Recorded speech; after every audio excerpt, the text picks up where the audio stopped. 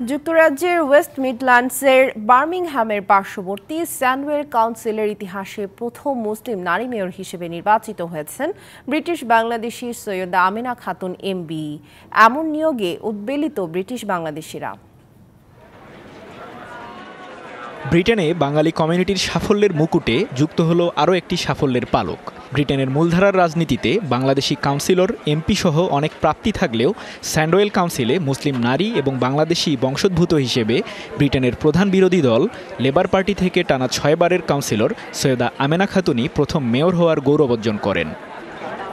Sandwell council হাউসে বিভিন্ন পার্টির কাউন্সিলর, মূলধারার নানান রাজনীতিবিদ, কাউন্সিলের উচ্চ পদস্থ বিভিন্ন কর্মকর্তা ও বিপুল সংখ্যক বাঙালি কমিউনিটির বিশিষ্টজনদের উপস্থিতিতে আনুষ্ঠানিকভাবে তিনি মেয়রের দায়িত্ব গ্রহণ করেন। 40% বেশি গ্লো, বিশ্বের 1 নম্বর গ্লো ক্রিম, নতুন গ্লো এন্ড লাভলি। ব্রিটেনের মূলধারার রাজনীতিতে ব্রিটিশ বাঙালি তরুণ প্রজন্মকে আরও এগিয়ে আসার আহ্বান জানান আমেনা খাতুন।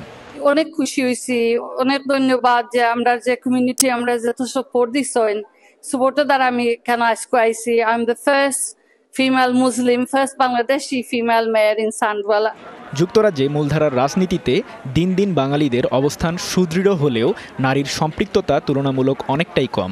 সৈয়দা আমেনা খাতুনের এই অসামান্য অর্জনে বাঙালি কমিউনিটিতেও বইছে আনন্দের বন্যা।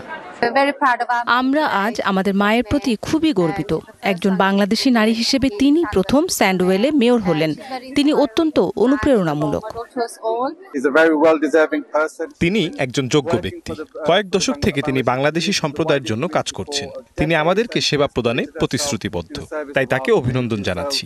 এটি একটি অত্যন্ত খুশির খবর। Not only for her but also for our communities. First female mayor হিসেবে নিযুক্ত হয়েছেন, এটা আমরা লাগে অত্যন্ত গর্বের বিষয়। A really huge milestone. স্যান্ডওয়েলের ইতিহাসে এটি একটি মাইলফলক। আমাদের এই অঞ্চলে প্রথম বাংলাদেশি মুসলিম নারী হিসেবে তিনি মেয়র হতে পারলেন। বর্ণিল এই অনুষ্ঠানে পরিবারের সদস্যরা ছাড়াও উপস্থিত ছিলেন councillor Mohammad Jalal, councillor Chhayfur Rahman, Birmingham Bangla Mela কমিটির সভাপতি এনাম চৌধুরী সহ অনেকে। DBC news desk.